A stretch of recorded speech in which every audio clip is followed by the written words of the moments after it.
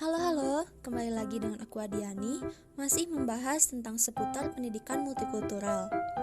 Pada video sebelumnya, kita udah tahu nih apa itu yang dinamakan pendidikan multikultural, esensinya apa, teorinya apa saja, sampai ke cara pengintegrasiannya dengan kurikulum.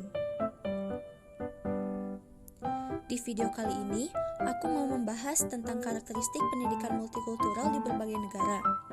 Harus diketahui dulu bahwa pendidikan multikultural di berbagai negara itu memiliki karakteristik yang berbeda-beda sesuai dengan sejarah, unsur-unsur kebudayaan yang dimiliki, dan visi-visi dalam memandang tentang multikultural. Tiap negara memiliki kekhasannya masing-masing dalam memahami fenomena multikultural. Tanpa berlama-lama lagi, simak penjelasannya ya. Yang pertama ada Amerika Serikat.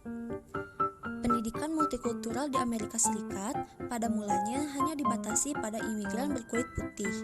Sejak didirikan sekolah rendah pertama pada tahun 1633 oleh imigran Belanda dan berdirinya Universitas Harvard di Cambridge, Boston tahun 1636. Baru setelah itu, tahun 1934 dikeluarkan Undang-Undang Indian Reservation Reorganization Act di daerah reservasi suku Indian. Tujuan utama pendidikannya adalah proses Amerikanisasi.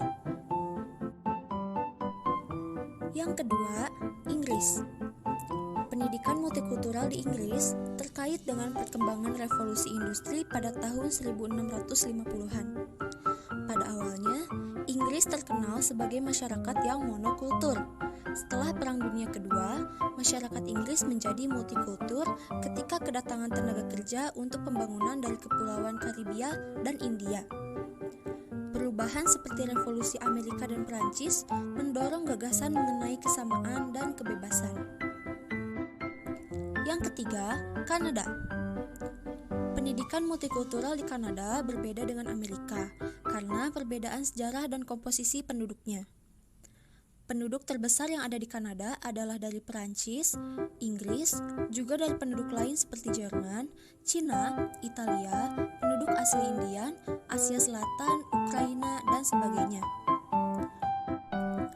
Berbeda dengan Amerika Serikat yang menetapkan politik asimilasi, pemerintah liberal Kanada menerapkan politik multikulturalisme yang memperlakukan status yang sama untuk bahasa Prancis dan Inggris sebagai bahasa resmi.